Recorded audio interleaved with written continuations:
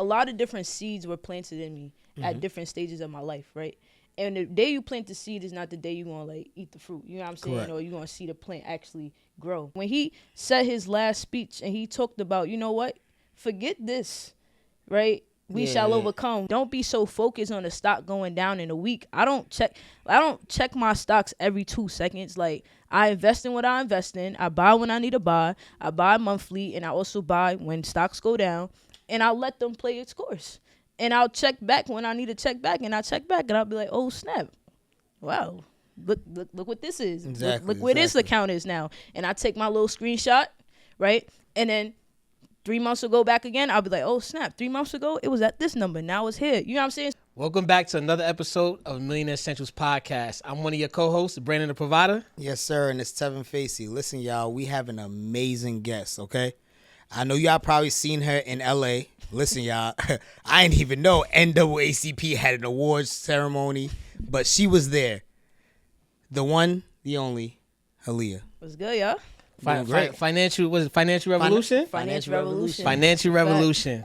That's what they call you online, right? Yeah, that's what Instagram? they call me. You know, I think that's what they call me. I think so. Well, introduce yourself to the people that don't know who you are. What's up, y'all? I'm Aaliyah Dua. So I'm 22 years old, born and raised in Brooklyn, New York. Founder of Financial Revolution. I graduated from Virginia State University. When I was at Virginia State, around like 17 years old during the pandemic, I created my own business called Financial Revolution to teach financial literacy and entrepreneurship to my peers. And that led me to basically starting programs in schools. So I work with about like 200 to 300 kids a week, educating them on financial literacy and entrepreneurship. I have facilitators that I hire to go into the schools to teach my curriculum and things like that. So I do a lot of like public speaking workshops and things like that, motivating the youth. Yeah, she just basically broke down. All y'all at 22 ain't doing nothing. I got to step it up. That's basically what she just said. No, but that's actually great, right? And that's It why is. I commend her. Like, she's doing a lot at her age, at your young age. You're out here putting the groundwork because I see you a lot online. I see you actually in the field, actually putting that groundwork of financial literacy, financial revolution. So that comes to me asking, at your age, right, how did you get into that space of what you're doing currently and to build up that program? So it started when I was 17, right? So at that time, so I went to college initially to get a law degree, not a law degree, but that's what I was going to get my bachelor's for so I could become a corporate lawyer, right? I went to go to law school afterwards. So I was interning at a law firm and pandemic happens, couldn't work. So then I'm like, okay, that was my only stream of income at the time. So I'm like, okay, I'm not making any money just to go out with my friends. So that just felt strange to me, right? Because I always knew how to like just make money. I don't know, like I was just always making money. And the fact that that little bit of money that I had just for my friends went away, I was like, nah, like this couldn't be it. Like imagine if I had like a family to feed, real responsibilities at the time, and I just didn't have access to any money. So I just started, Googling like how people making money during the pandemic, or like what's wealth, like what's that? Because I knew people were still making money. It just wasn't me. Right. And nobody that looked like me. Right. And none of my peers. Right. But I knew like, because we were still buying stuff. So that meant somebody was making money.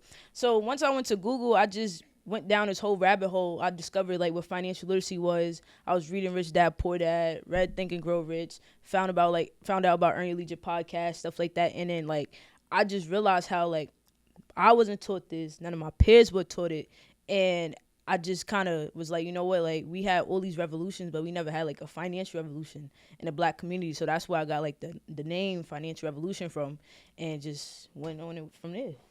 Wow, that's amazing. To even think that you at such a young age, right? You're thinking, yo, let me go Google this, right? Let me go even see how I can go make money, or even be in that mindset, right? What brought you to even thinking of that mindset outside of you not having the money? Because it's something internal, right? Something from before, whatever you saw from your parents or your background. Like what was it? Well, I always tell young people, like, the reason why I do what I do is because I feel like a lot of different seeds were planted in me at different stages of my life, right? And the day you plant the seed is not the day you're going to, like, eat the fruit. You know what I'm saying? Correct. Or you're going to see the plant actually grow. And I think growing up, there's a lot of little things that were just installed in me, like such as like both of my parents being entrepreneurs, right? So my mom used to have me out there like at flea markets selling her product. Like if I wanted a new pair of sneakers or like a shirt or something like that was popular, I had to sell a certain amount of products. And my reward was like, okay, we go get that shirt afterwards, right? So I saw like you can make $1,000 in a day. Like I saw that in real life. So I think that planted the seed in my mind. Like, okay, if I hustle, create a product that's worth selling, and I market it well, I can make money. And I think something like that. And then I also think like just knowing that there's more to life, right? So I think people always told me like, oh, you can invest your money, but nobody told me how, right? And growing up in a public school system, my mind just wasn't focused on that because, you know, it's a battle when you walk into school, right? You gotta, my school didn't have uniform, right? So it's like, every day you gotta step. You feel me? Like the shoes I'm wearing right now, I had these in high school. These is $500 sneakers. Like why did I have $500 sneakers in high school? Right. You feel me? Like my friends had $1,000 jeans, and this is in high school, like in real life high school. So it's like your mindset not even focused on just building wealth or anything like that, because you're being taught how to consume, not how to and look cool and look lit, not how to build wealth, right? So I think when people were telling me how to invest when I was young, but not showing me how, once I kind of learned the how, everything just kind of came together. Right. Well, you from Brooklyn? Yeah, from Brooklyn. So that's why kids have $500. Yeah. Best not. That's why they had. It's different out here. Like Brooklyn is. I feel like just New York in general. Now, facts. I feel like if you could grow up in New York, you could grow up anywhere. Like, and I know we say this all the time, but that's a fact. Yeah. A fact. So I want to ask you, you went to college, right? You had $500 sneakers as you were going to high school. So that means to tell me, just from on the outside looking in, you had a good foundation at home. Am I correct in saying that? I did, yeah. What was that foundation like? Well, so just a little, I never really talked about my parents too much, but just to give a background of like my history growing up. So my mom and dad separated, so I lived with my mom on like the weekday, and I lived with my dad on like the weekends when I got closer to high school, because my mom and dad lived like 10 minutes away from each other, so it wasn't like a far distance thing. When I got in high school, it kind of came up to like my decision, like whoever house I wanted to go to, I just went to that house. So, but both of my parents showed that they loved me. It wasn't one of those things where like I grew up in like I can't go to dad's house or I can't go to mom's house. It was like both of my parents loved me and took care of me. My parents always put me in sports, so I grew up playing basketball, right? So I had a lot of coaches, you know, that just mentored me, right, on and off the court. Before I was playing basketball, I played the trumpet, so I was always in extracurricular activities. Like I said, my mom raised me in her business. So I saw my mom open up a salon, open up a shop. I saw my mom build the business, get a product from a manufacturer, repurpose the product, sell it, package it. Like I was the person that she was sending downtown to go get the labels, come back home. Like, so growing up, I just saw all those things. And like, even when my dad would take me to school, my dad would just give me all these lessons. He would talk my ear off at 7 a.m., 6 a.m. in the morning, every morning, just talk my ear off. And just giving me certain lessons about life and stuff like that. And I feel like all those things just kind of like little seeds that just one day just everything clicked. He's Caribbean? No. My dad's from Ghana. That's okay. yeah. Oh, I mean African. Yeah. Basically the same thing. Yeah. But no. Go ahead. We were fortunate enough to actually see your dad has a tailor shop, right? Yes. Yep. Mm-hmm. Mm-hmm. So on both sides, your parents had that structure of business, entrepreneurship, things of that nature. That's a fact. But then also like I always say I live like rich dad, poor dad. Like like in that book, I was the kid. Because on one end I saw like what life could be. On another end I saw what like life could be if you don't make the best decisions as well. And I think from young I just saw what I should not do and what I should be doing. Right? And then at that point it was just decision was mine. Like what are you gonna do? Right. You know what I'm saying? Because I think, you know, I always appreciate how I was brought up, because just being exposed to both sides just gave me the best of both worlds. Like when I'm able to speak to kids, now I can speak to the kid who may feel like they less than or whatever. I can speak to the kid who feel like, you know what, when I go home, I may not have access to this. But then I can also speak to the kid who feels like, you know what, I do have access to this and I do have access to that, but I may not be taking advantage of it. So it's like I had a very versatile experience growing up that led me to just be able to speak to different audiences and different people. Wow. Okay. That right there is amazing, because, and the fact that you're able to properly convey, right, exactly what you went through, to especially to a lot of these kids nowadays that don't I feel like a lot of kids nowadays don't have anybody to look up to. Remember we used to have back then, but we used to have guidance counselors. Yeah, it's still guidance counselors in schools. I don't know, cause it's still guidance counselors, but back then I felt like they was teaching us something different. Like I guess I'm gonna talk about mine. My guidance counselor, he was teaching us about like credit and wealth and stuff like that. And we were in a vocational school, so I went to Thomas Edison. So like those places, and I felt like that specific school, they were talking about things outside of just school, and they were like somewhat like a therapist. So my mom passed during that time, so I also had them to talk to. You get what I'm saying? Instead of you just always talking to your parents, parent or brother, because they might not feel what you're going through. So the fact that somebody that's close to their age is coming in, talking to them, relaying exactly what they've been through, and how how it could help for them, right? I think that's super important. I love that. I appreciate that. Like super. I commend you every time I see you. I commend you on that for sure. A question I want to ask is, how did and I know you said you Googled, but how did the financial revolution start? Like, how did that start? I know you said we never had a revolution, a revolution of basically finance, but like, how did that start? Like, so I read the book by John Hope Bryant. If y'all don't know John Hope Bryant, go study John Hope Bryant. Mm-hmm. It's called it's called The Moment, the model, something with the M, gotcha. Something, right? And in that book, he talks about how us as Black people, we never had like that moment where we realized like we need to change our communities, or we need to change the way we live in, or like, you know what I'm saying? And he quoted a quote where he said, and I think he got this from Ambassador Andrew Young, where he said, we were so focused on civil rights, but we should have been focused on silver rights, which was like economic empowerment, dollar empowerment. Even when you look back to like Martin Luther King, right? When he said his last speech and he talked about, you know what? Forget this, right? We shall overcome. Yes. We need to economically empower. Yes. He was killed then. He was assassinated then, right? So that talks about the empowerment when it comes to like economic power.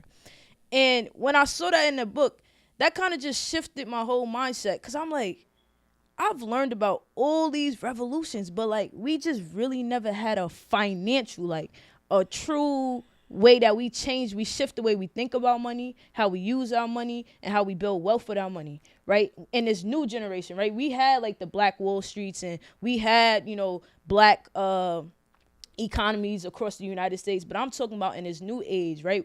So that when I saw that, I said, that's it. Like, I don't know. It was like God. It was like light bulb went off. It was like financial revolution. And I'm not gonna lie, I sat on that idea for some time, right? Because I guess for me, like I said, I grew up playing basketball. I was only 17 at the time. I was like a sophomore in college. It's pandemic. All my friends are scamming, clapping stuff, doing all types of stuff with their money, getting all this money real fast, right? I'm going to parties, Airbnbs, right? So it's like, I'm like, dang, are people really gonna rock with me if I just all of a sudden start talking about this financial stuff? Like, nobody know me for that, right? So it was just like a thought, right? But I was on my own, in my bag. I was reading, learning all this stuff. I was telling like my close friends, but like, I was keeping info to myself. So then it started first. Like, if you go on my Instagram right now, in my highlights, you'll see it says Aaliyah Financial Mornings. So it started with that. I was just on my story. I'll put together some little thing on Canva where I'll just do little financial things, right? So I'll be like the 3 types of income, right? Basic stuff. Then one day, I vividly remember this. On September 23rd, 2021, right? One day I just woke up. I don't know what it was. I just lost every sense of fear, every sense of doubt, every sense of whatever it was that was holding me back. And I woke up that morning. I said, you know what? I'm going to start the IG page. Because, like, I just thought to myself, like, what's the worst thing that could happen? Right. What's the worst thing that could happen? So I found, like, this little fact. It was, like, there's 13, at the time, I think it was only, like, 13 billionaires, right? Black billionaires. And I said, there's only 13 black billionaires, but this is how many white billionaires are in the world. And I posted that one post got, like, 300 likes. I felt like that was God, because, like, all my other posts didn't get that much. But I felt like that was God just saying, like, you got something. And from there, I just never stopped. So September 23rd, 2021. Yep, 23rd or 22nd, 2021. Yep. And I think that's special about what you're doing, right? Because especially at your age, like what you're doing, you're making that look cool again, right? Financial literacy. I'm actually building instead of destroying. Because I think a lot of us want to be accepted by the wrong crowd. That's a fact. We want to be accepted by the wrong people. Fact. I want to be accepted by the corner boy instead of the billionaire. That's a fact. Because of our environment, we're scared to change. What are they going to think? What is this person going to think? And that's what's special about what you're doing, because at your age, you're saying this is possible even at a young age. It's cool to talk about stocks. It's cool to talk about investing. Because as much as I think I'm still connected, I'm getting old. And I get reminded of that every day. I don't be realizing it until I speak to like y'all young people and I realize I'm old. Word. So I realize when I speak, they're looking at me from maybe a disconnected standpoint of an elder statesman. And they're looking at you as a peer. So how you're going and speaking to schools, you're still right there with them. That's speaking to colleges, you're still right there with them. How's have you got that drive to go into these schools and colleges and speak and continue to push forward, on top of the fact that your peers are probably not doing the same? I think, to your point, I think a part of what I do every day is healing my inner child, right? I think the moment in your life where you find a career, a business, or a hobby that heals your inner you will always feel like you're not working whenever you're doing what it is for work, right? I feel like every time I talk to a kid, I'm saying exactly what I needed to hear when I was 16, 17, or 18. Right? I'm saying exactly what I felt like I needed, and I know what they need because I was there.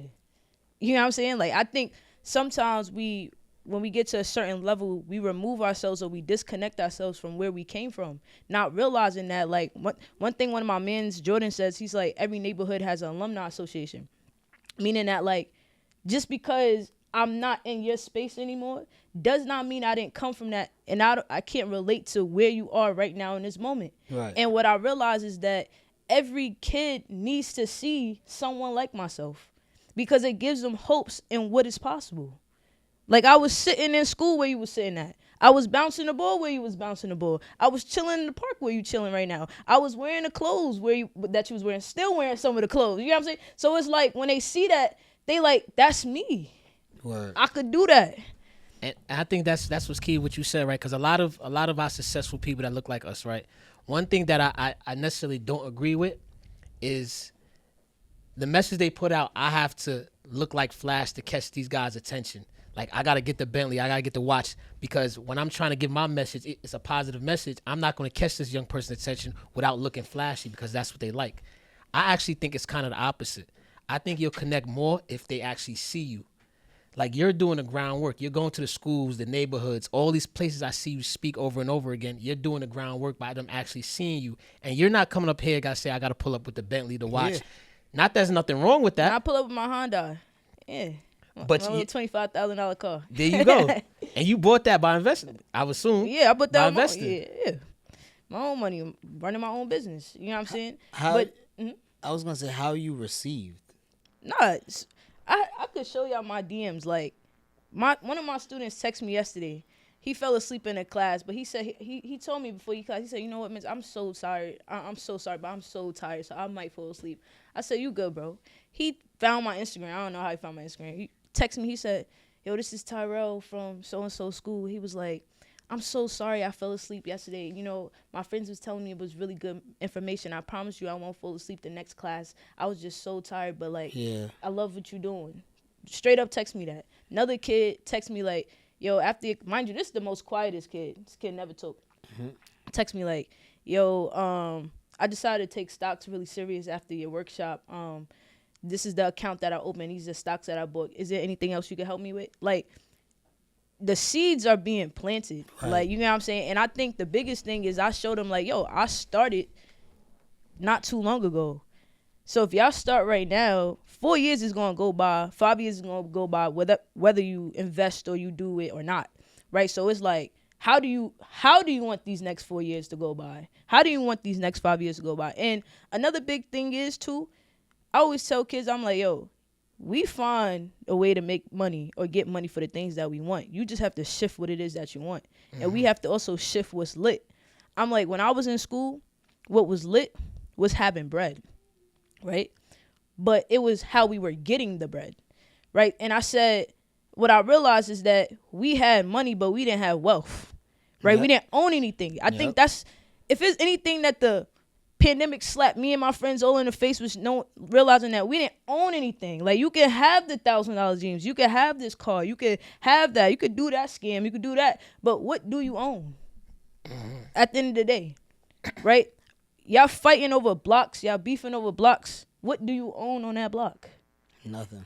You arguing with, in this spot, you doing this, do you own, like, you know what I'm saying? And when you have those real conversations, and I show people, like, I teach them about history. I teach them about, you know, the prison system, and how every time you go to prison, you're paying somebody else's family. Somebody else's family's eating very well because you decided to make a bad decision, right? Like, when you put all of those different things in perspective for them, it shifts how they see the world. I just think that we're not being taught that. We're being taught things that just don't really make sense. You know what I'm saying? It's not really practical to what's going on in real life situations. And I think another big thing is realizing the state that a lot of our youth are in, right?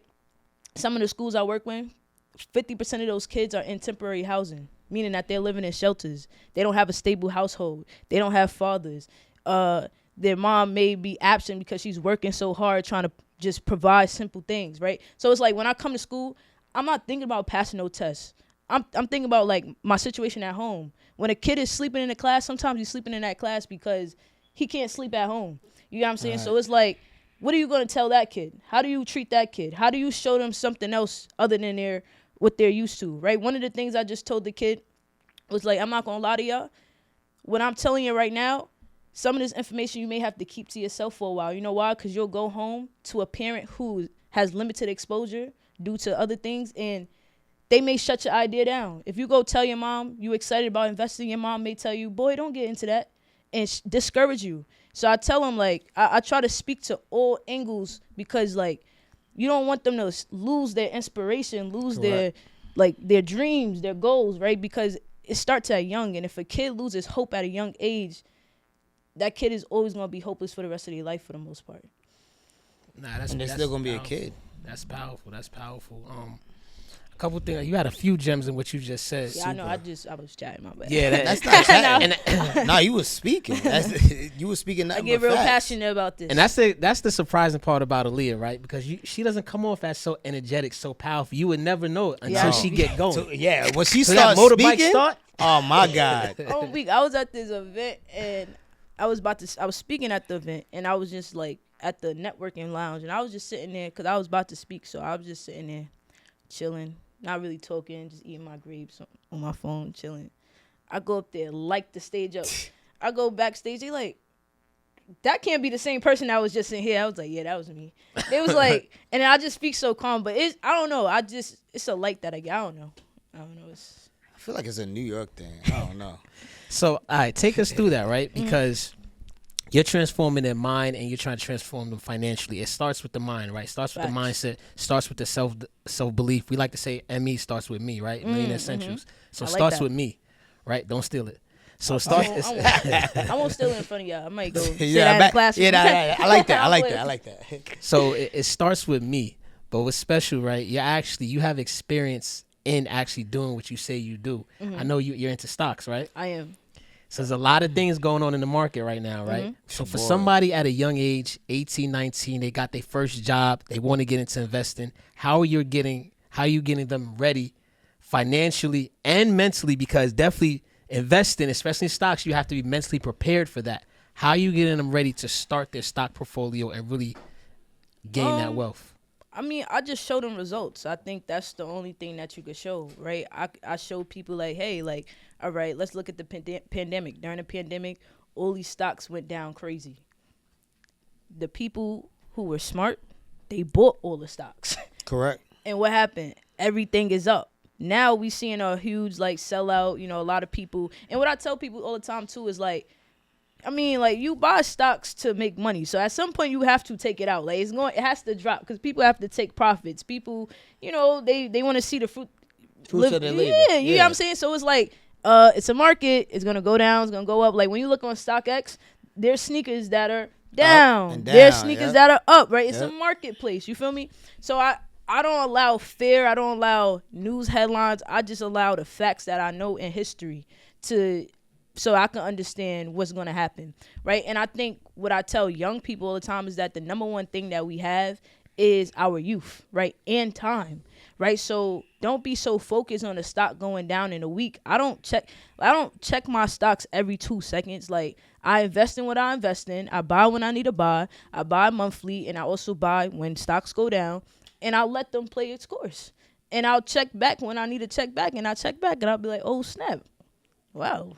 Look what this is. Exactly, Look where this account is now. And I take my little screenshot, right? And then 3 months ago back again, I'll be like, oh, snap. 3 months ago, it was at this number. Now it's here. You know what I'm saying? So that's what I tell 18, 19-year-olds. Like, focus on the time that you have. And when you see it red, that's the time to buy. Like, always ask people, why do we go shopping on Black Friday. Black Friday? To get a sale. When stocks are down, it's Black Friday. That's all it is. Yeah, right now it's definitely Black It's Friday. Black It's Friday. the blackest of Fridays now. Yeah. Boy, I Market. tell you, It's that Black Friday. market is And down it's now. a wealth shift right now. It's a wealth transfer right now. I mean, Exactly. And It's I one of think the biggest, right? They say right now it could be one of the They biggest say that wealth every year transfer. now. Every year I now feel is like- one of the biggest I wealth feel like but it's it could always, be true. it's Because always talk. It's always talk. I just think like they talk because they know we focus on headlines and being distracted, and they also know for a lot of people this is our first time doing a lot of this stuff, Yeah, right? especially us. Yes, minorities. black people. We're not minorities. Don't do Oh, that. my fault. Excuse me. Don't do that. Don't watch do your that. mouth. My fault. Don't do Excuse that. me. Watch your mouth. Don't I do said that. excuse me. We're not minorities. That's what they try to teach us so that we could put that label on ourselves. We Okay. are majority. Don't do that. The majority. Yeah, we are the majority But bias. hold on, Yeah. when it's time We are majority to biased. you know, use certain programs. Yeah, I'm we a minority minorities. business owner. Exactly. But you're Talk right. about- Mentally, But that okay, that's again, mentally, I will never refer to myself or anybody that look like me as a minority because that's something that's indoctrinated to make us feel less than or feel like we don't belong in like this space, right? You're a minority considered to this majority space, right? When it's like, no, we built this country. The reason why you have an iPhone right now is because of people in Africa. You get what I'm saying? So when you put that into consideration, I'm actually not a minority at all. You just feel like I'm a minority. Well, you just want to say I'm a minority because you know the truth. You feel me? And I think we need to stop like just referring to each other as, you know what I'm saying? I actually like that. I like That's that. just I like that. my little theory. It's little things that we just gotta start shifting because it's those little things that matter because it changes our perspective of So how we. do you feel like those little things can change the majority of what us as black people are gonna think about ourselves to eventually come together a part of that revolution that you're speaking about? Because I mean the biggest problem that we have, right, us black people, is that we don't work together. And that's the truth. So what do you feel can change based upon maybe mindset or based upon the way we speak with each other or based upon the way we work with each other? What do you think, right? At your age that you're at now, experiencing as much life as you have, what do you think can change that? Well, in my 22 years of life, what I Right. realized, Exactly. what I realized is that the number one issue, well, it's a lot of issues, but one of the main issues with black people is that we don't understand our value proposition. And when I say value proposition is that we don't understand our value in the marketplace. We don't understand how powerful we are, right? And all of those things are done subconsciously, right? We're taught not how to understand our value. From even when we grow up in our communities to the businesses that are in our communities, we don't own a lot of those businesses that are in our community, right? So I think how do we shift that? I think we shift that, it's easy to say that we come together, but for a minute, right? I kept saying black people need to come together. Black people need to come together. Then I start saying, Aaliyah, what are you doing to make sure black people come together? You get what I'm saying? So every day I make it a priority of mine to bring people together, right? So I can't talk too much about certain things because I feel like you should never tell your enemy or like what you got going on, right? But just making sure that I'm bringing black people together in different spaces, making sure that black people do business with black people. Like, for example, when I got my suit done for the NAACP, that was black owned. Right. Right, it's my father's suit. I got it tailored by a black person, right, a young black girl. You know what I'm saying? So I make sure I try to do things with black people and highlight black people in everything that it is that I'm doing. I make sure that if I hire people, these are going to be black people that I hire. You know what I'm saying? I think it starts with all those little things. What we spend money with should be black. What we who we hire should be black. Like, I hate when not hate, but I just dislike a little bit when I go into a black owned space, and they have white employees. I'm just So I'm gonna give a little pushback. But no, pushback hold on. Let me complete that thought real quick, because let me complete that thought. Just because somebody is of another race does not mean that they are enemy or like they don't mean well. Let me first say that. I don't think that all white people are horrible. I don't think all Asians are horrible. I don't think like all humans, all other races are horrible. I don't think that at all. However, what I do know is what the wealth gap is. And what I do know is that there's $100,000 gap, wealth gap between the average white household and the average black household. And we didn't even get into the other races in the wealth gap. Right. You know what I'm saying? So I do know is that black people, we have to be intentional with what we do with our dollars, because we cannot afford to give our dollars to other communities. Right? Because when we hire another race, what we're essentially doing is giving that other race, putting that other race in power and giving them money to go back to their community. Because you know what they're going to do? They're going to go spend that money with their white family or with their Asian family. You know what I'm saying? So it's like... So I agree with you on that part, right? I think the issue, in my opinion, the issue is we still have to go through a couple generations of a mindset shift. Because what we're finding out here is the quality of what we're still new to this entrepreneurship, still new to ownership, still new to business. Are we really? In America, yes. Yeah. In America. Okay. And I'm gonna say new. I'm gonna say new based on success in America, based on success. Because the reason why I'm saying that is we had a lot of people, 1800s, 1900s, that were successful. As far as black, right? That's new. Before that, in America specifically, it wasn't none because of the rules and regulations. Yeah, for sure. we all know. For sure, yeah. So I think just like how when something's first introduced, you don't know how to handle it, you know how to take it. Marketing and the way we act is a big detriment to what's going on and how we treat each other, whether in business or not. I'm seeing more successful black people than I've ever seen before hate each other. We're all millionaires and we all dissing each other. I think when you spoke about coming together, I think that's becoming a detriment in this plight, in this journey that we're taking. Because I see as more and more of us getting successful, we're having that crab in the barrel mentality. Yo, it can only be me. I see you doing your thing over there. I'm mad you doing your thing. Now, that's a fact, but I think also they have that in other races as well. I mean, it's in all races. I think they have that in other races as well. I think we accept the marketing of it, though. I just think that, okay. And I got to push back on something you got. So you focus I don't have to go on a reality show. You focus, why are we all in reality shows fighting? You focus on marketing, right? I think that's key. Exactly. It's the narrative that's told in a story that's told about black people. And again, it goes back to the everyday black person. So we know that that's not the narrative all day. I can go into spaces with intelligent black people.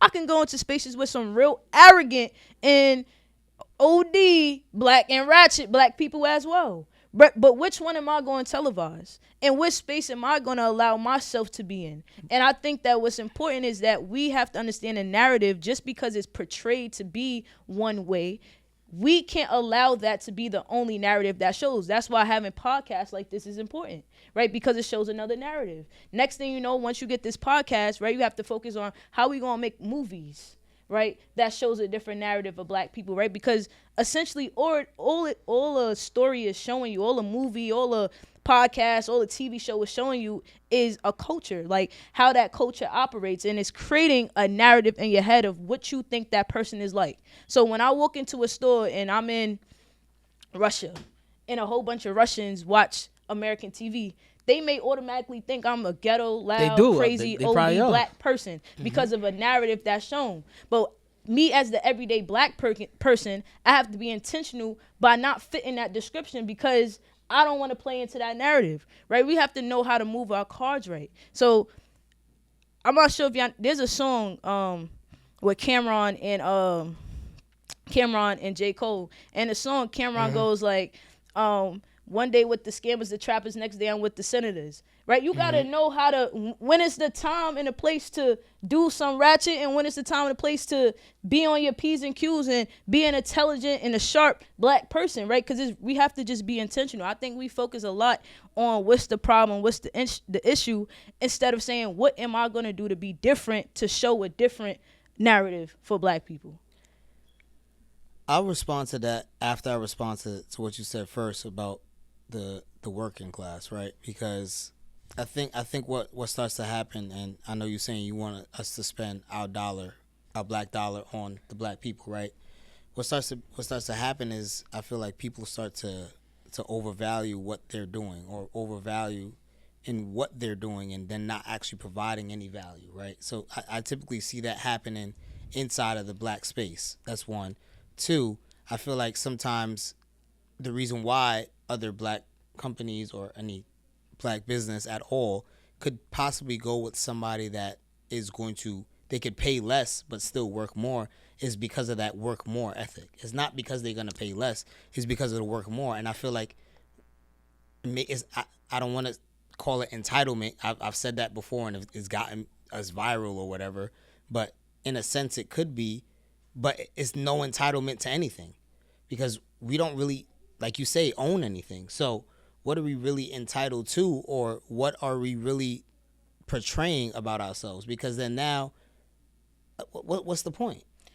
I mean, okay, how I Because, sorry, and my fault. I'll just finish this with this. We can move on and say, yes, I want to be the black business that pays the black people to work under us. I want to do that absolutely 100% out of a shadow of a doubt. But if you're not going to do the work, then why am I paying you? But if you're not going to put the leg forward to do the work, then why am I paying you? What are you going to do for my business, and why am I paying you that you're not going to do anything? But I think, again, we keep looking at it from like a race standpoint of saying like this black person not doing this. I know black people who go work at white institutions and they don't want to work there either. I know white people and Asian people like that do the same thing. Well, I'm just going based upon what you were saying. I think that we just have to find quality workers. Like my facilitators, they're quality workers. Yeah, they show up. Basically, they care about what they do. Like one of my facilitators, she makes reels and all types of stuff about how she loves what she does. We just have to find people who care about our mission and our business as much to take care of it. And another thing I would also say is that we have to make sure that, like, for example, you had said just something that the value. Yes. What gives Louis Vuitton its value? Well, first of all, I don't. Now, I'm not the people. Okay. People give it value. Gucci's right now, bro. Why you got those on? Yeah, put them on. Put them on blast. No, put them on blast. I like put them on blast. All right, but do you think if I was to make a same shoe right now, and those is probably what, like $950, something like that. Yeah, something like that. If I was to make this same shoe right now, and I said this was $950, Negroes will look at me like, he wouldn't buy it. Hold on. Let me finish my point. He wouldn't buy it. You trying for me to viral moment. He wouldn't buy it. Let me finish my point right now. You got on a pair of Gucci's right now, Gucci sneakers. Put your shoe up so they can see. Put it up. Nah, I can't put my shoe. Go ahead. Right? If I was to make that same shoe, different logo, same style, everything, and I put $950 on my shoe, Negroes will look at me like, what? The audacity. No, it's a fact. And not necessarily. I'm not saying all Negroes, but I'm saying a lot of Negroes. Hold on. Stop. You stop too. Nike did the same thing with Kool Kai, right? And that's the reason why they sued Kool Kai. You know who Kool Kai is, right? I know Kool Kai. Exactly. He has the same exact. That's on you. That's the same exact shoe. And guess what? People paid for it. And he made millions. Okay, but again, Kool Kai was still an accessory, like a I'm going based upon the statement you just said. You said Nike did it with him? It's not the same. No, I'm saying he did it and I know Nike sued Kool Kai because Kool Kai did the same exact shoe as Nike. It's just a different The same thing like you said, different brand. I'm not hood, all that, versus like the everyday black person is you gotta make it lit in a hood, all that, versus like the everyday black person. You can do that with his. It's the knowledge on how to do it. You can do that with his sneaker. It's the knowledge on how to do it. You can do that with his sneaker, but don't. Very important on it's the knowledge on how to do it. Wallow just said this. Something very important on the podcast. Knowledge on how to do it. Wallow just said this. Something very important on the podcast. Wallow just said this. Something very important on the podcast. He said marketing. Something very important on the podcast. Marketing is under I watched God. That was a fact. He said marketing is under I watched God. That was a fact. We market the wrong way. We think we have to market the God. That was a fact. We market the wrong way. We think we have to market the same way and we're going to sell the same way. Market the wrong way. We think we have to market the same way and we're going to sell the same way. Just like when I walk into the store, to market the same way and we're going to sell the same way. Just like when I walk into the store, they change in order to be successful. So that's where comes the business and knowledge. In order to be successful. So that's where comes the business and knowledge. In my experience, in order to be successful. So that's where comes the business and knowledge. In my experience, work successful. So that's where comes the business and knowledge. In my experience, work with our people, work with a bunch of different people, business and knowledge. In my experience, work with our people, work with a bunch of different people. A lot of us lack real business sense. A lot of us lack real knowledge. We like to get it fast and get it quick. So we'll just mimic and copy the same thing they're doing and try to do it. And if it don't work, it don't work. Now you can absolutely make that same sneaker. And just like he said, do it in a different way and sell it that way and still make money. Just like Yeezy. A lot of people's laughing at Kanye for years. But it's and he Kanye. Did it his way. That's the difference. It's Kanye. Let me finish saying what I'm saying. He became Kanye. That was his marketing to do what he really wanted to do. So that's what I mean about the route to go. Sometimes we have to go different routes. We're talking about money and financial literacy our way, and we're making money. So we're in here in hoodies, and a lot of people may say, yo, why y'all in hoodies and doing this and doing it that way? Nobody's going to listen to financial literacy. Nobody's going to get funding from you guys. We're doing it our way, just a different route. So there's different routes to take things. That's all I'm saying. He can absolutely make a sneaker. Maybe he might not want to be the face behind it. Maybe he may want to hire somebody else to be a face behind it. Maybe he may want to take this marketing overseas instead of America. It's all about the knowledge and the route on how to do it. No, I agree with you. We take the wrong route. I agree with you. A lot of times. I agree with you 1,000%. Right? I'm not disagreeing with that because I'm in business. I'm in a school. I have to move a certain way to get business. Right. I had to I had to make what I'm doing lit to where people wanted to hop on my bandwagon. Exactly. So I get that. But I'm just saying that as black people, we have to start just supporting each other. Like, we should not have to work 100,000 times as hard just to get the same love from our community and our hood. Like, I'm not gonna lie. Yes, like, we should. I disagree on. Yes, we should. I personally just feel like all right, I'll give you a perfect example. Because hold on, I don't want you to lose that thought. No, I don't want you to lose that thought. Look, a black-owned corner store opened up near my house. It was open for 6 months. Why?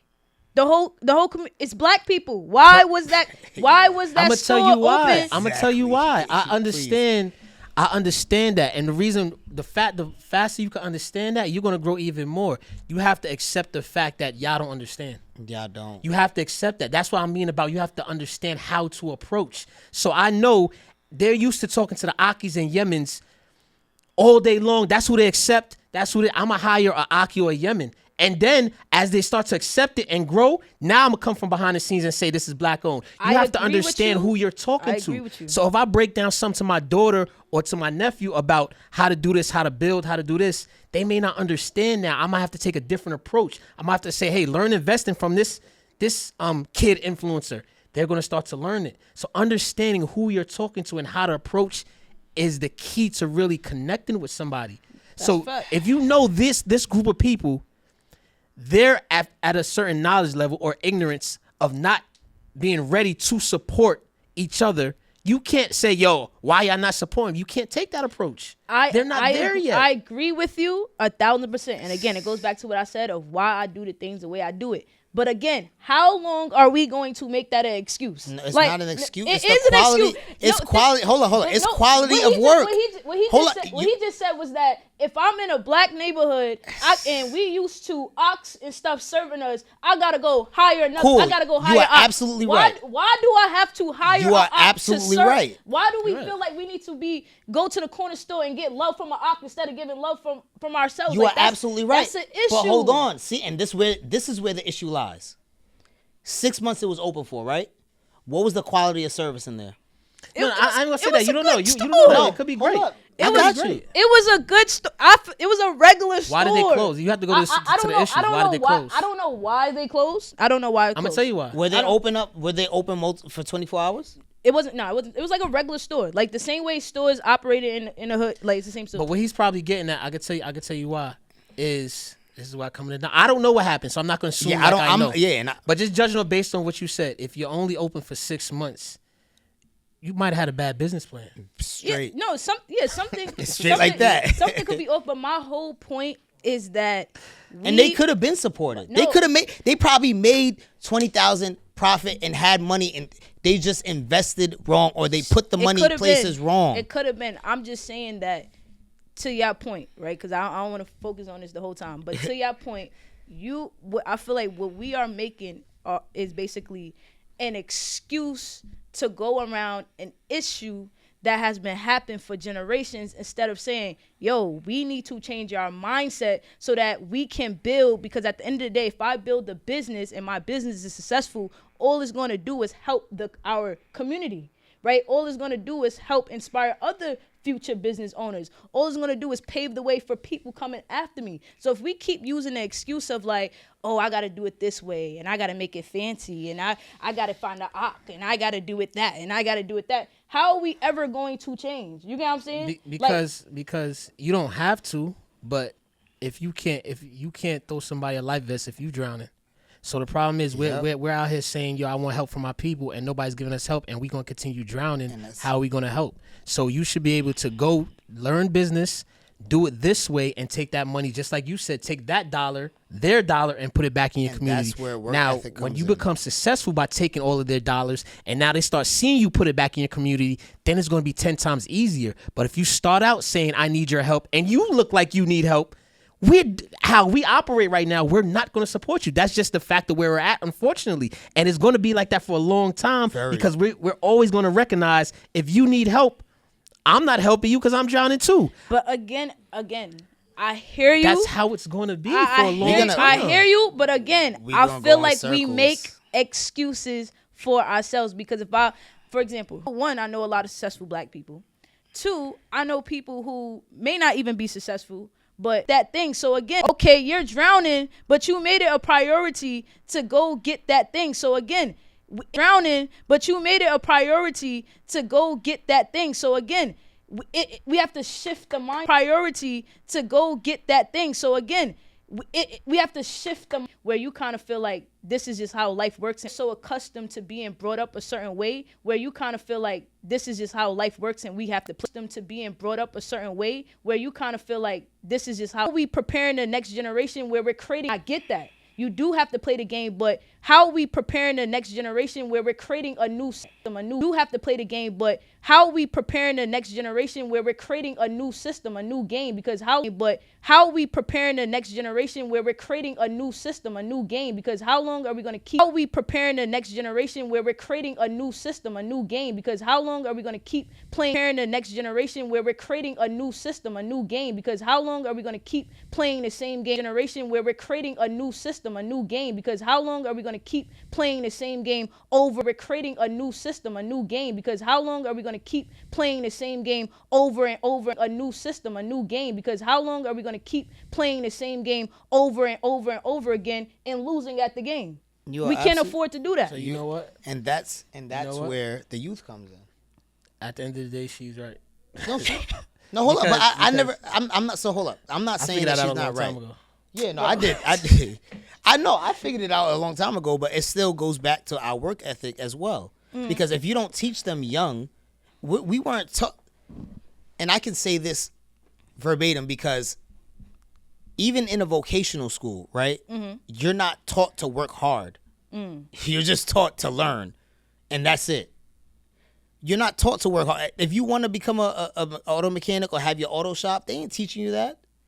If you want to become an electrician, they're not teaching. They teach you how to do it, so that you can go work for somebody else. But they're not teaching you how you can open that business and do your so. own boss. So it starts from when we're young. So I'm not saying you can't blame us, but you can't blame us in a sense because we weren't taught that. So now, that we've shifted our mindset, and now we need to bring it back to the youngers and the youth, like how you're doing now, is amazing because even though we need you everywhere, like you need to be literally in every single school and all over the country, because in order for us blacks to basically turn around ourselves and grow from when we're younger to have that now great work ethic, it has to start from now. No, it literally does. And it has to be with somebody like you. It literally does. And I think the bigger message is it's bigger than just financial literacy and learning a skill set or stuff like that. It's the mental. They have to be able to see how we got to where we are right now. Yes. Like I just finished reading this book of how banks work, how money works by like I don't know her name. I know you're talking about. That book shifted my whole mindset. When I started studying history, it shifted my whole mindset of how I should go about teaching, how I should go about educating people, how I should go about everything. Because I realized that the real information is in the history, understanding how we got to where we are. How do we get to this wealth gap? That's one. Mm-hmm. How do we get to Section 8 programs? How did we get to, the statistics on, the fathers being left out of our household? How do we get to all of that? Right? Because when you look at it, then you start realizing like, oh, okay, this what was done. And then now you start shifting. Now you have a higher appreciation for learning financial literacy, right? You have a higher appreciation for wanting to be disciplined, right? So people always ask me how you stay consistent and disciplined. I stay consistent and disciplined because I understand what it means.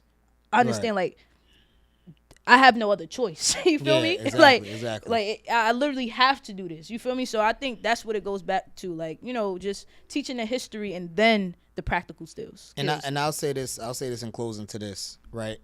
I didn't come from the entrepreneur background. I didn't have that. I came from work, like just go work, make your money, go home. It's not until I started realizing that time was the real factor and I was losing a lot of it. So I was able to shift my mindset, but that wasn't because of what I was taught when I was younger. Or that wasn't because of what I saw. It was just because I realized that. So I think what's going to start to happen soon is that realization is going to start to set in for a lot of people, especially black people. Yep. They're going to start to realize that they're not the quality isn't there any longer. Yeah. So that's what my friend and I say. We say every person always gonna have their aha moment. Yeah, right. And that's why I do what I do, right? Because when you plant seeds, the goal is like what happened to me. Like one day, like everything just kind of clicked. Like I had an aha moment, right? And when you have that revelation, that aha moment, everything that was kind of put into you, it clicks and it turns into something. And then eventually you'll start sowing those same type of seeds into other people. And that's how we create generational wealth. And that's how we start seeing change in our community. So instead of me talking about problems, because if y'all see me on Instagram, I'm always talking about stuff. I always ask myself, okay, if you want to talk about something, what are you doing to actively change this? And sometimes we each have our calling. So my calling isn't politics, right? Yeah. But I have a friend who's in politics. That's her calling, right? So it's like, if I see something wrong in the political landscape, I'm hitting her up. Like, you should work on that, right? So it's like also putting people in position and hanging out with people who has the power to make active change. So I think that's important. Mm-hmm. And one of the things you actually are doing in creating change, you actually have a game, right? That's a fact. Yes, sir. So tell us a little about this game. Oh, yeah. So we got Broker Brilliant. Yeah, I don't know what camera. Wait, there you go. There you go. We got Broker Brilliant. Right there. So Broker Brilliant is a financial literacy drinking game. So to your point, we just had this whole discussion, and I like the discussion. What's the name? Say it again. Broker Brilliant. Broke or brilliant? Yeah, the ultimate drinking game. So it's a financial literacy drinking game. I'm about to crack it right now. So why you made it the drinking game? I was about to get into it. I'm about to get into it. Because to your point, Brandon, what you said we have to learn how to market things in a certain way on how to get it to certain audiences. So me being in college, right, I was learning this financial literacy stuff, but a lot of my friends just didn't care. Right. So I was always trying to figure out ways to just make it cool enough where the conversation could have a sense of value in whatever it was that we was talking about without me being like, yo, shut up, Aaliyah, bro. Like, you chatting. Like, you know what I'm saying? Like, make it lit. So I always say, you got to put the medicine in the candy. So I came out with Broke Up Brilliant back in August 2024. And basically, it was just a thought that I had in my head. So I'm like, what if I made a drinking game? It's like, take a shot if you don't do this. Or take a shot if you did that. So that was the first idea of it. But then I'm like, they just going to be drinking the whole time? Like, that's not, like. Right. What are they gaining out of that? So then that's when I came up with the Q&A cards, right? So the take a shot cards have prompts. You take a shot if it applies to you. Then we have the Q&A cards. The Q&A cards have, like, questions on them. Yeah. And if you get it right, now we're going to play it. There we go. All right. Yeah, I'm going to give you some though, so you could take a look at them. All right, perfect. But the Q&A cards have questions on them. If you get the question correct, you get a currency card. And the more currency cards you have, that's how you win the game. So got you. That's Broke Up Brilliant. All right, so we're going to play a couple. I like that. All right, so hold on. We got cups in here? We put some water. We can put some water with some cups. Bro, we don't got to do no cups, man. Nah, I want to really play. Look, they got real shots in here. No, we're drinking water. We are healthy. Matter of fact, pour some shots. Healthy, and wise. Pour some shots in there. I want to talk about. Nah, yeah. But I like that. So it's Broke Up Brilliant. This is the second game I created. So my first game was rap cards. So that one was using rap lyrics to teach financial terms. So I play that a lot in the schools with the kids. I'm always trying to find like just different ways to make, financial literacy fun and cool. Yeah. Oh yeah. Yeah, perfect. Thank you, Cody. And I played this at Thanksgiving with my family. Take the cup. Take the top cup. I played this at Thanksgiving with my family, and like, thank you, appreciate you. Just to see, we got red cups on the pod. Yeah, red cups on the pod. You know what's going on. Red cups on the pod. I know we about to really play. All right, let's go. Let's see what's up. I got some questions. So how we play? You lead it off. Whoa, y'all gotta give me some of the cards. Oh, you don't? Okay. No, you got some. You got some on the back. You should have some. Let me see. It's before the currency. I'm gonna start off with some take a shots. All right. Oh damn, she about to really test us. Take a shot if you don't own stocks. I got a couple. All right. Cool. Take a shot if you ever missed a credit card payment. Got him. No, I like you ain't missed one. So you ain't taking no shots? All right, there we go. Because I'm about to say, you act like you ain't missed no credit card. Everybody in America has probably missed a credit card payment. It's a fact. It's a fact. All right, let's go. Next one. I start putting my joint in auto pay. You'll definitely. Yes, auto pay. You probably got some younger pay. Listeners on this one. All right, let me see. Take a shot if your card ever declined in the club. In the club? Oh, tell your story. What happened? I used to go out a lot. I was buying bottles when I ain't had no bottle money. So that definitely didn't happen. Actually, no, I did. Actually, yeah. Now what happened? All right. We're gonna do some. What's your story? It was. I forgot. No, it was in North Carolina. I think I was like 18. I don't know what I was doing. I was just trying to impress. It was one of those. He had the money in the savings. It wasn't a checking. No. I was hoping the overdraft was gonna kick in. No. Well, you trying to pay for something and the overdraft gonna cover it? You know the overdraft gonna cover it. And then I knew my paycheck was coming in the next day, so I'd have been good. It was straight. Now you know what crazy story. So one time I was on a Miami strip. I was like, well, no, I'm not telling my age for this one. All right, but yeah, I was on a Miami strip, right? So when you go out of town, you're supposed to let your card people know. Because, yeah, of course. Yeah, that was back then. Yeah, I didn't let them know. Oh, okay. So I got a little lit. When I get lit, I start buying people stuff. So I got like 10 shots. Casamigos. Everything in Miami is pricey. Super. It was $20 a shot, y'all. $20 a shot. Damn. So the lady come take my card. So I'm like, good. Like, yeah, I'm having a good time with my friends. She come back. She's like, card declined. Card You know, they be trying to tell you on the Yeah, low. they do it. They be Yeah. trying to tell you on the low. So I'm like, what? Because I knew I had bread on the card. So I'm like, what happened? But it was because I ain't tell the people that I was out of town. And then, you know, on the strip, it's no service because mad people out there. So I didn't even get the message of like, was this you? So yeah, that was That's crazy. That's crazy. That All was right, one more. All right, so we're going to do a Q&A. All right, y'all should know this one. What does DTI in finance stand for? Debt to income. All right, yeah, all right. Should know that one. All right, let me give y'all.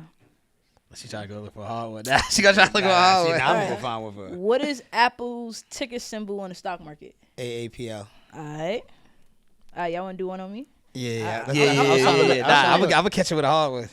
Let's see what I got here. Oh, I got one. What credit percent? I'm sorry. What percent should your credit utilization? 30%, man. Oh, I made the game. Oh, she made the game. Give her the card. All right, I'm done. She made the game. Oh, She made the game. you ain't had your assistant do this? No, this is hard work. Like this was an idea I had in my head. I got this idea like 2023. Sat on it for a while. Let's do the shot one more time. Go ahead. I knew I was going to Invest Fest in August 2024, and I paid for a booth out there. So I was like, this would be a perfect place to kind of like test the market to see how it go. So I ordered 100 of them. So I had to put all the work in to get this by Invest Fest time. So like I built the idea in the lab. I was up to like 4 o'clock in the morning every day building it out. Got the design like. This box was gonna be white. I had all types of colors. I had to find like the perfect color, everything, perfect name. So yeah. So I've actually seen you playing this. I think it was online. It was. How are the kids receiving this? Well, so I play the rap cards with the kids a lot. Kids, like, Yeah, I play the rap cards with the kids. 21 and up the shot. But with people love this game, and I have it in 6 stores right now across New York City. Wow. And I was just at this place for one of the stores that I have it in. And I was like, you know, selling to people coming up to me like, oh, yeah, I have this game. Like, yo, me and my friends played it. I'm like, what? Mind you, these is all types of people, white people, all types of people. Because real quick, I want to speak on this real quick.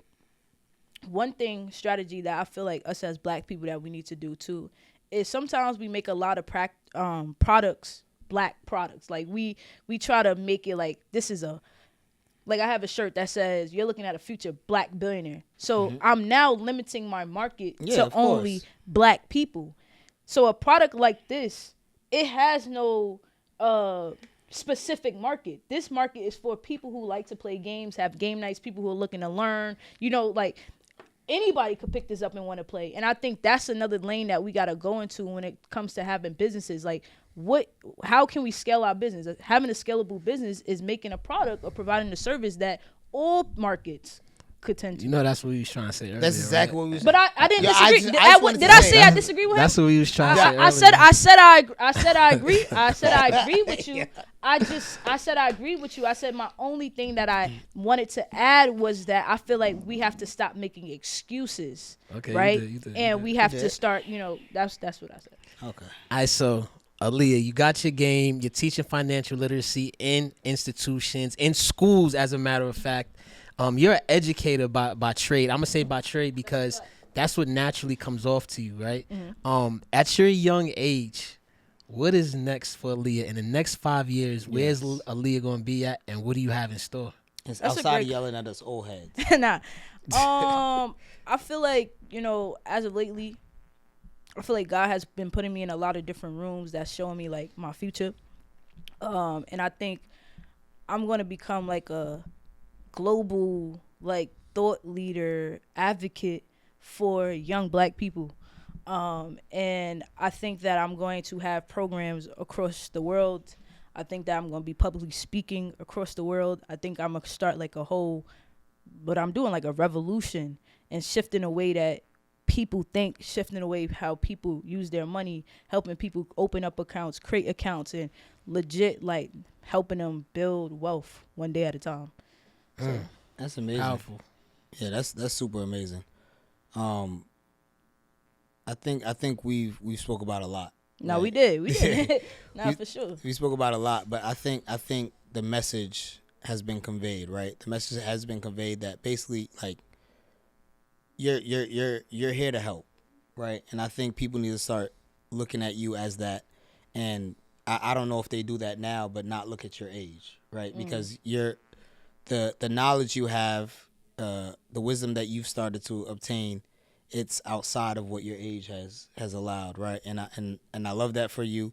And whenever we have conversations, it's just great. And whenever I see you, it's just great. You always, like I tell you all the time, you always, she be having it all, Put that it on. She put that it on, y'all. But not only Appreciate just that, man. she's always, just polished and well spoken. And my vision for you is I want to see you, like I literally just said it. I want to see you in every single school there is.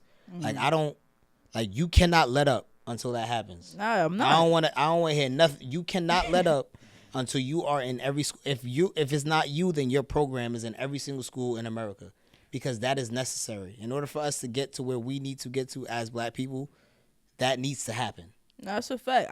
I think we all need to work together though, because I think it's a lot of other things that the kids need too. Like, yes, we need like mental health programs, and I think we need intentional programs, because like I feel like the reason why a lot of people have been receiving and respecting what I'm doing is because I came in with a whole different like edge that is very hard to copy. And I realize it's hard to copy because as I'm hiring facilitators, it's like, dang, I need people to be me. Like, and it's that like that'd be the hardest part. And at first, like, I thought what I was doing was easy, right? And it wasn't on some like just because you love it, and it wasn't on no like imposter syndrome or anything like that. I just literally thought like, you find the information, you do it in real life, you study, you know what I'm saying, and you just go help other people, you teach it. Right. But then I try to put people in position to do it, and I'm like, no, they're not doing it right. And then that's when I learned like, yo, what you are doing is actually really changing the game. Like, and one day some guy came to me, he was like, yo, I need you to understand your value. And I'm like, what you mean? He like, yep. You are the most important person in this room right now. I'm like, what? Like, and I'm in a room with like multimillionaires, all types of people. He was like, you're the most important person in this room. You may not know it or think it because face value, money, or whatever, but you are. Yeah. And I shifted like just my whole mindset. Yeah, that's incredible. That's incredible. So you got the game, right? You have the you have a program out, right? Yeah, program in schools, yeah. Okay, you got the programs in schools. That's incredible. Appreciate you for coming by. I know you got a lot of things to do.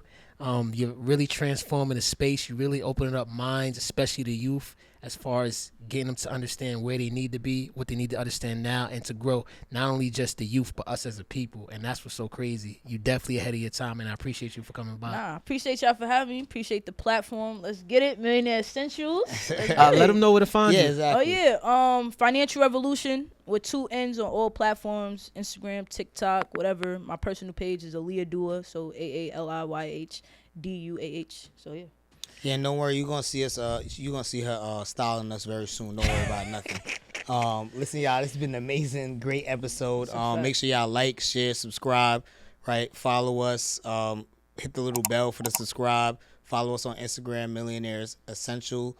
Millionaires is plural, Essentials is plural on Instagram, and follow our personal pages. Listen, and put your notifications on because we're gonna be dropping episodes out the so you're gonna have to focus in and catch all the episodes we drop. You see, we're gonna have special people on like her dropping gems. We will have the link to her cards to be able to get your cards in this episode, so definitely go out there, get it. You're gonna learn and have fun at the same time. This is the Millionaire Essentials podcast. My name is Brandon the Provider. Yes, sir. It's Tevin Facey. Catch y'all soon. Peace.